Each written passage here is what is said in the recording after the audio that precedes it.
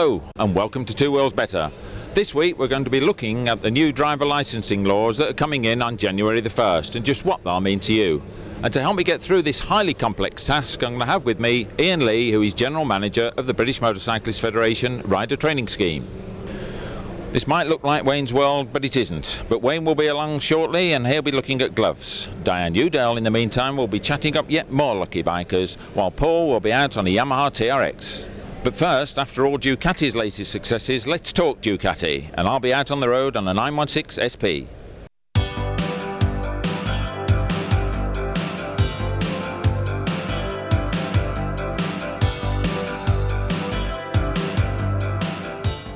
I'll start by saying that this SP is very special. Not only is there a glorious booming exhaust note from the big bore Hackett exhaust, throttle response is instantaneous.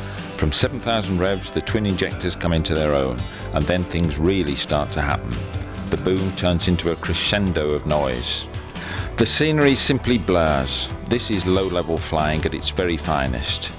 But it's not all power and a cacophony of noise. This is a totally together motorcycle, a marriage of parts hard to match in any other bike.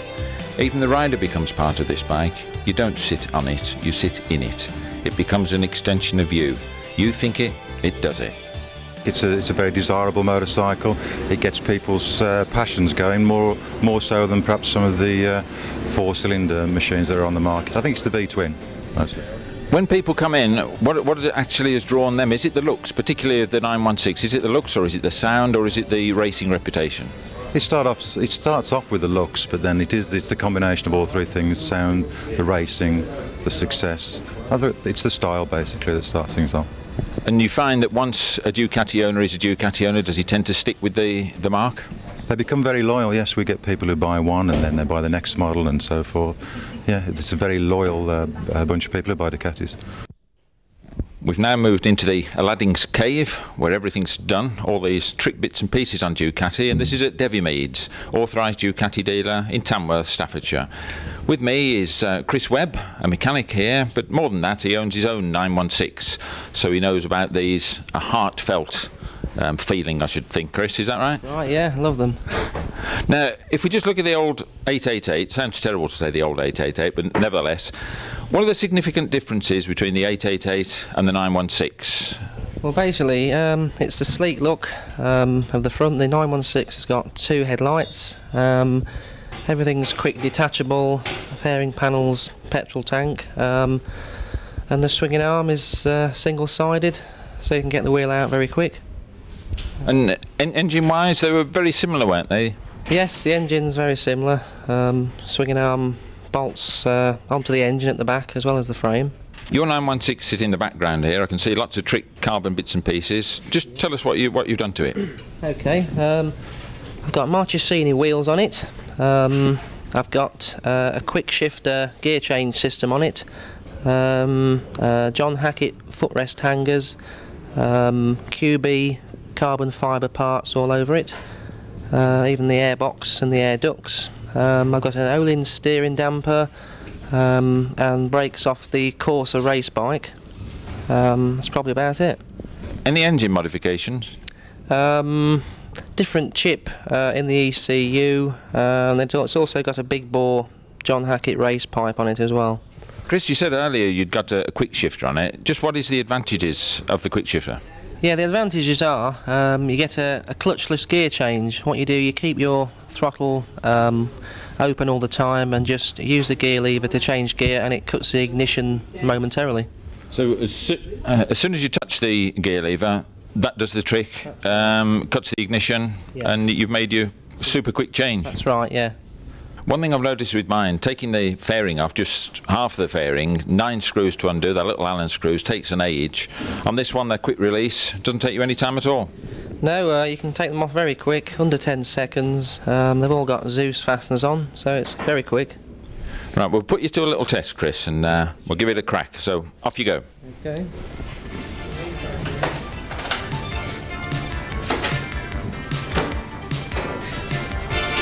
Just look at this for speed. One stubborn one underneath, and it's away. Well done, Chris. If only I had that with my 888. So what's the difference between the 916 and my 888? Not a lot. Most of it is in aesthetics. The 916 looks the business and it's earned its a place in the design centre. But as beauty is in the eye of the beholder, it's still the 888 for me. So whose is this 916? It belongs to a chap called Chris Webb, who has perfected one or two party tricks that we got him to demonstrate on a private piece of road, of course.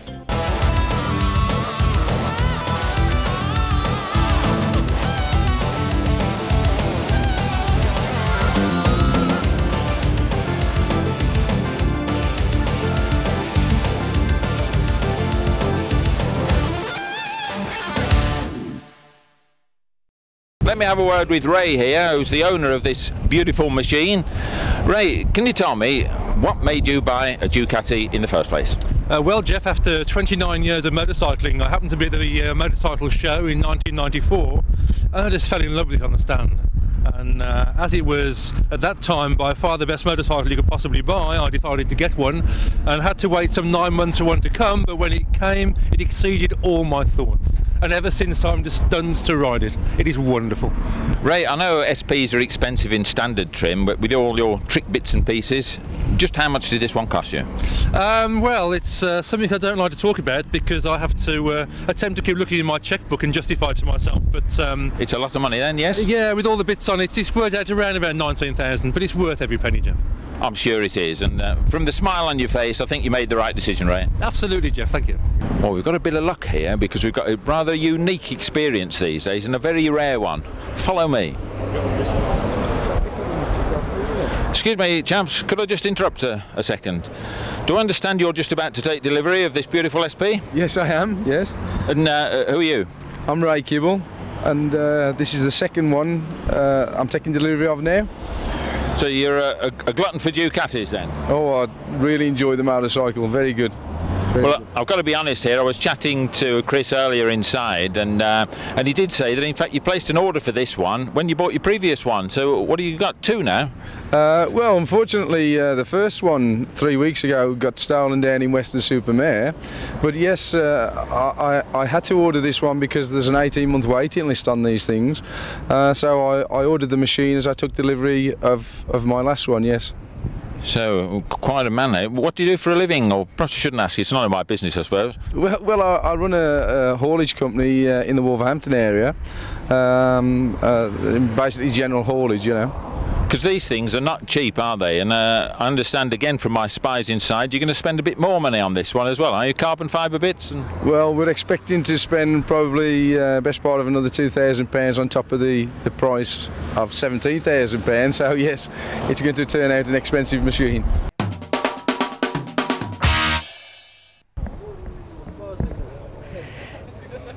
Outside the pub again. Where else? Anyway, somebody's just been pointing out to me, in fact Sean Blowers was pointing out to me, there's this incredibly good looking chap over here who I didn't know, but I do, having you on because it's John. Hello. From Superbike Magazine. You're a journalist and a bike rider and everything. Yeah. So what are you doing here? I'm just hanging out with the other bikers here. I haven't been here for a while. Came down to see what was happening, really. Just chewing the fat. So what are you on tonight? My long-term XTR 1200 Yamaha, which is loaned to me from Yamaha. Makes 120 horsepower at the moment. We're making 135 horsepower soon. Lots of bolt-on bits and getting there. Strong neck muscles! Oh yeah, they're all there. So how did it all start for you? Well, I've been riding bikes since I was 9. I raced motocross when I was 12 because you can do off-road sport riding very, very early. And then I had a road bike. I went from a 125 motocrosser to a 50cc scooter on the road, which was a bit of a come down. And then I got into journalism about 5-6 years ago, originally working for Sega, which is where I got my nickname Sonic. And then 3 years ago started on Superbike Magazine.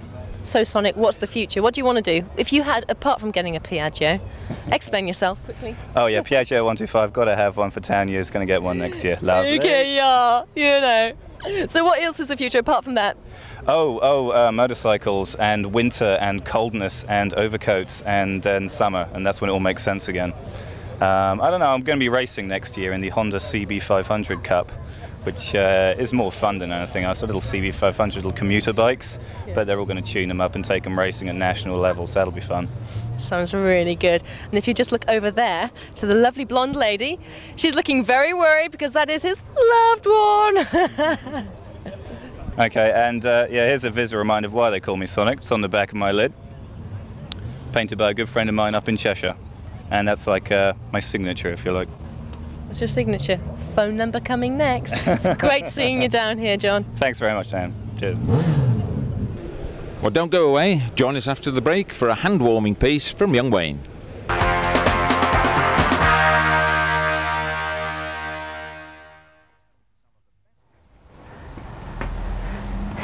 Flipping heck, it's cold out there.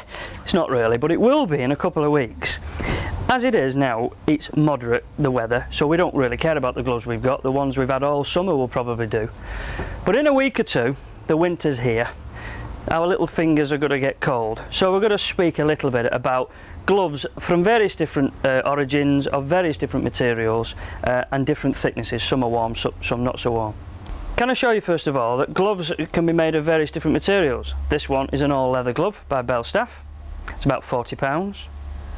This one is leather and Cordura material mixed together with some different other little bits and pieces, again about £40. This is no leather whatsoever. This is all Cordura and nylon mix with some thermalite insulation in it. These are from France and these are a little bit lighter, not got so much heavy wadding and are all leather. Italian, Spiddy, excellent stuff, but again perhaps just a little bit too light for the forthcoming weather. Far East, all leather, and these beauties, these are from France, and these will cost about £80, but they really are beautiful with lots of little features. I'll speak about them later on. We'll go back to these. These are generally what you would buy, all leather, thin shillet, excellent stuff, but what you've got to remember is you've got to make your hands warm before you put the gloves on. It's like a thermos flask. If your hands are cold, or if you put a drink in a thermos flask that's cold, it stays cold. If you put a hot drink in a thermos flask, it stays warm. This is exactly the same. So what you do, little trick, before you put your glove on, give your hands a warm. Either rub them, stick them down your pants or in your pocket or somebody else's pants. Warm your hands up, then put your hands in your glove and away you go. It'll definitely stay warmer, or they will stay warmer for a lot longer. The only reason why a glove should have any other alternative materials is to keep the cost down, and they may well dry out a little quicker. Now I haven't spoke about the waterproofancy. There is materials that go on the inside of any glove, whether it be all leather or whether it's this Cordura material. That waterproofing material is breathable and waterproof and windproof, so it does help keep your hands warm and dry. But you've got to remember that the leather will still absorb all the water off the rain and can certainly chill you if you let it stay on for too long.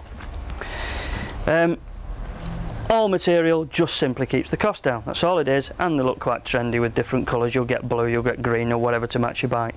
These two are a little lighter, and all they do is just ease off on the heavy wadding for those people who really don't like the feel of a pair of boxing gloves. Because it is true, the heavier and the thicker the glove is, the more difficult it is to control your bike, levers and such.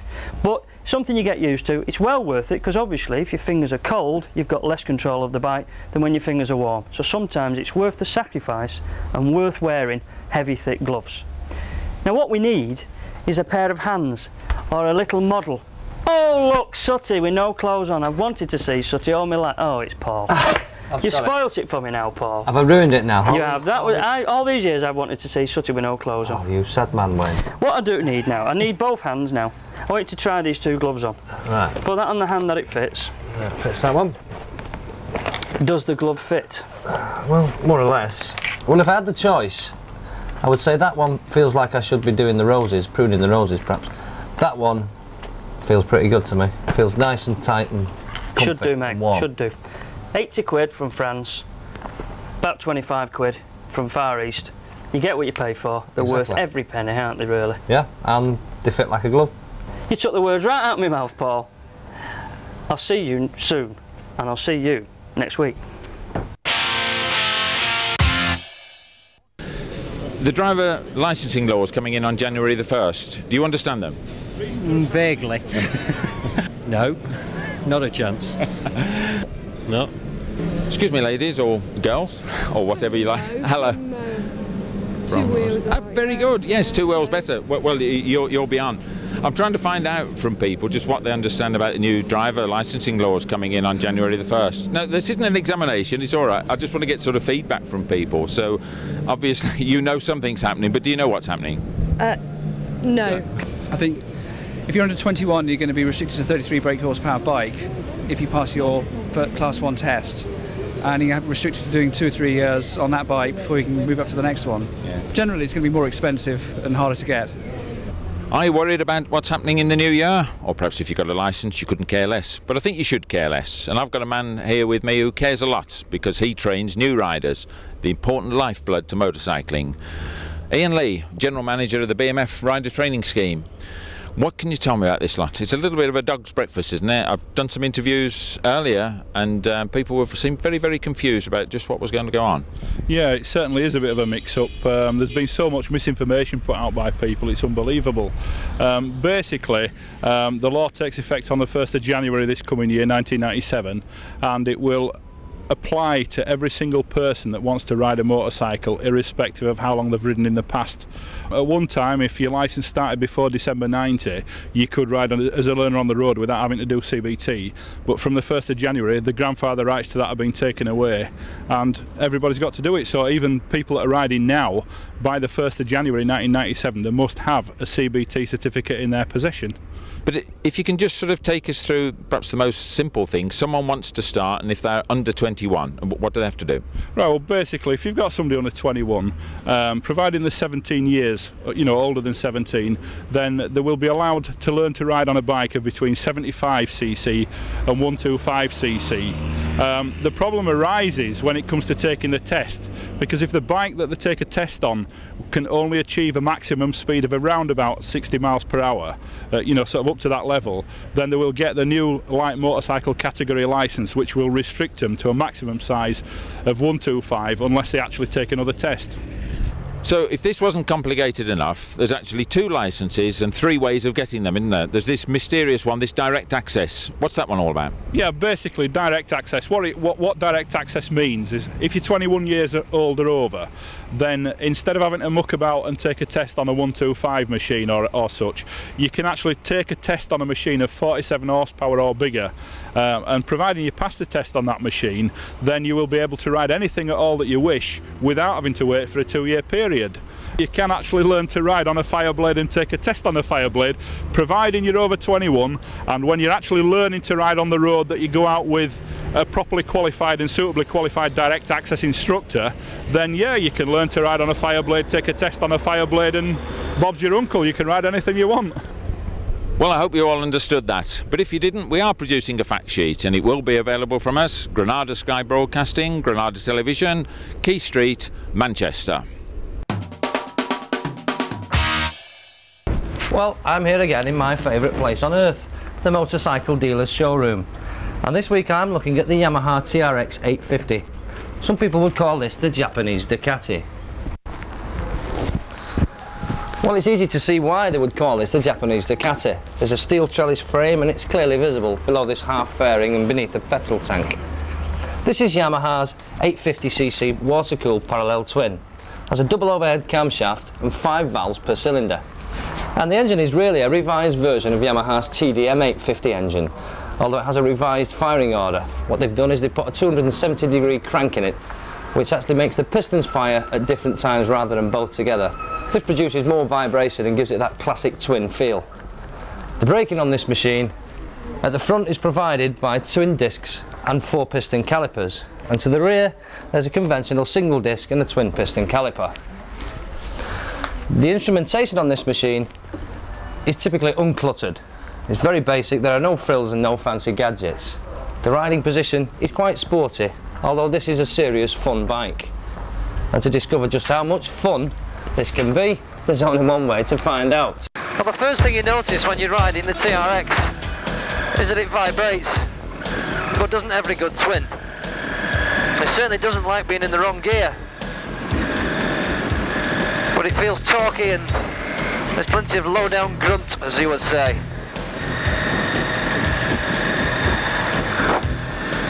I've actually got a really nice view of both my elbows in these rear view mirrors.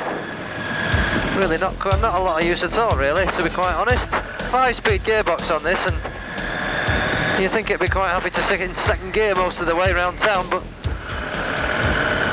it certainly doesn't like it at anything below walking pace. The handling is really quite precise, much better than I would have expected.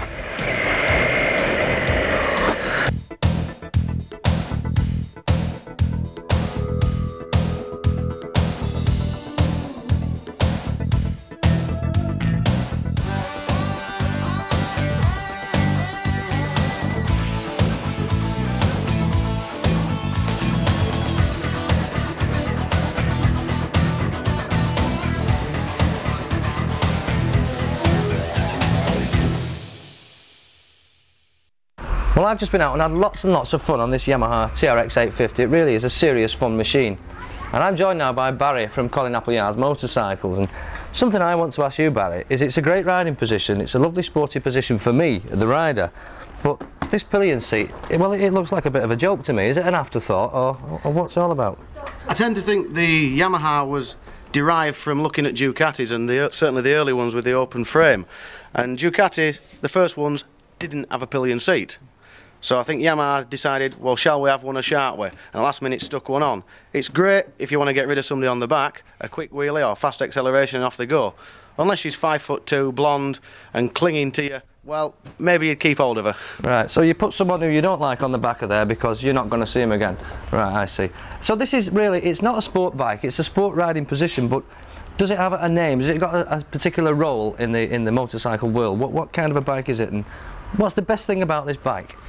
You can't compare the vehicle with anything else. Alright, Ducatis have got the open type frame. There's plenty of twin cylinders machines on the market, but there's not many who have got the lightness of this, the flickability, the handling, the braking. There you go, the TRX 850 does the lot. Well, join me next week when I'll be riding something else. I bet you can't guess what it is. Well, I haven't got a clue actually. I'll see you next week. And that's all for this week. Hope you've enjoyed the programme. See you next week.